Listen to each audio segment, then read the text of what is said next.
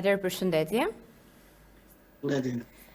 Ditën e djeshme aksidenti i rënd në Durrës ku humbën jetën 2 të mitur, tronditi gjithë opinioni publik. Shkaku raportua se ishte gjendja e deure e shoferit. Çfarë mendoni që nuk funksionon që alkooli po mbetet kaq problematik tek drejtuesit e automjeteve në Shqipëri? Siç e kemi thënë edhe në intervistat të mëparshme, gjendja psiqike dhe fizike e drejtuesit të automjetit është një nga shkaqet kryesore në ndodhjen e aksidenteve rrugore. Tani kjo është thelbësore që duhet të ngrehet në alarm të gjitha njësitë apo instrumentet që i kontrollojnë këta individ. Ndërgjegjja e tyre është e rëndësishme, por ajo që duhet të bëjmë ne si shoqëri është që nuk duhet i lejojmë edhe duhet të reagojmë, të shohim individ të tillë të papërgjegjshëm që kryejnë edhe masakra të themi në rrugët tona. Po gjithë balanci aksidenteve konsiston në 282, vetëm në 3 muaj me qindra të plagosur dhe 10 viktima. Atëherë, në shkaktarët që çojnë në aksident janë 3 kryesisht.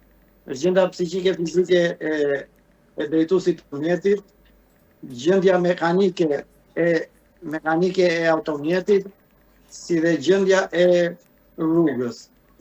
Respektimi i rregullave të qarkullimit rrugor është faktori kryesor në eliminimin e aksidenteve rrugore. Po që të respektohen rregullat e qarkullimit rrugor, duhet që të respektohet sinjalistika.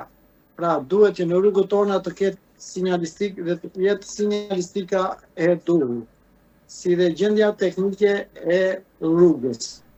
Që gjendja teknike e rrugës jetë e mirë, duhet që të mirëmbahet. Në parë të ndërtohet mirë dhe pastaj edhe të mirëmbahet mirë nga kontraktorët që shërbejnë në mirëmbajtjen e këtyre rrugëve.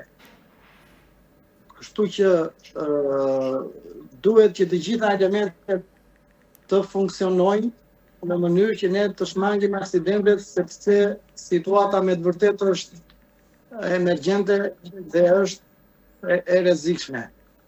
Plus që me ardhjen edhe të verës, do të shtohet edhe numri automjeteve, gati do të fitohet numri automjeteve në qarkullim dhe mundësitë për rritjen e numrit të aksidenteve do të jetë e madhe. Mundësia e rritjes së aksidenteve do të jetë e madhe. Ajo që po bëj është që duhet një aksion i madh nga të gjithë faktorët, nga të gjithë instrumentet, nga të gjitha instancat shtetërore, për të përmirësuar si gjendjen teknike të rrugës, gjendjen e sinjalistikës dhe një kontroll për gjendjen psiqiko-fizike të drejtuesve të automjeteve. Si ndikon urdhri 10 prillit për heqjen e patrullave të policisë nga rruga? Kjo ngelet për tu testuar, por gjithsesi kontrolli i drejtuesve të automjeteve si nëpërmjet policëve që janë fajtëkisht në rrugë dhe nëpërmjet kamerave duhet të bëhet dhe normalisht është një shprehje që thonë që frika e ruan breshtin. Kështu që në këtë drejtim duhet që drejtuesit e automjeteve e kanë të qartë që janë të monitoruar nëpër rrugët tona. Është vërejtur një respektim i rregullave të qarkullimit për sa i përket rrugëve kryesore të vendit tonë, rrugëve interurbane, monitorimi i drejtuesve të mjeteve nëpërmjet kamera apo nëpërmjet policëve që janë në gjendje fizike në anë të rrugës, e rëndësishme është që të bëhet në mënyrë korekte. Nuk ka rëndësi shumë mënyra se si monitorohen drejtuesit e automjeteve, po ka rëndësi efektshmëria e monitorimit. Kjo ngelet për të parë, megjithatë monitorimi nëpërmjet kamerave, shtyhet ka në gjithë, të paktën nëpër rrugët e Europës që neve kalojmë, dhe shohim që shoferët apo drejtuesit e mjeteve respektojnë rregullat e qarkullimit rrugor edhe nëpërmjet, sepse janë të ndërgjegjshëm që monitorojnë edhe nëpërmjet kamerave. Ju e përmendët pak pjesën e kamerave në rrugë, monitorimin e tjera, po megjithatë, sa është efektive apo sa i parandalon teknologjia aksidentet? Po pra, kjo ngelet për të testuar, sepse tani janë vendosur dhe sistemin e kamerave, megjithatë ta thash, nëpër rrugët e Europës që ne përshkojmë, e vënë re që ka efekt pozitiv në smangjen e aksidenteve rrugore. Kjo tek ne ngelet për të testuar se ka të bëjë shumë edhe me kulturën e drejtuesve të mjetet. Po dhe qëndrimi fizik i policëve në anë të rrugës që ndalojnë mjetet, krijon një përshtjellim edhe në trafik, sidomos në rrugët e vendit tonë, që nuk janë edhe fort të gjëra, kur janë vetëm rruga me gjërë ka 2 korsi kalimi, kështu që mendoj që është pozitive si veprim. Duhet që shifet që efekti i monitorimit nëpërmjet kamerave duhet të ketë efekt pozitiv. Nga ekspertiza juaj, keni një apel për ARSH-n dhe për policinë rrugore? Po pra, ajo që unë dua të ngrej një alarm